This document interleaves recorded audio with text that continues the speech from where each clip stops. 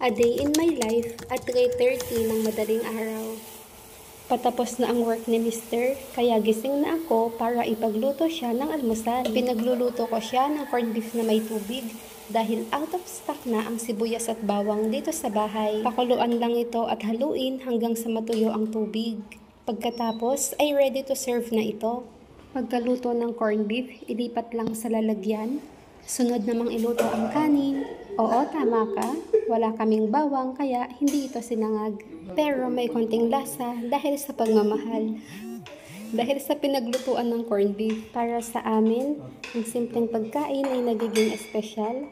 Basta inihanda ng may pagmamahal at may konting galingan. Dahil minsan, kahit sobrang sarap at mahal ng pagkain, nawawalan ng lasa at ganang kainin kapag may misunderstanding. Follow this page now or comment heart if you agree.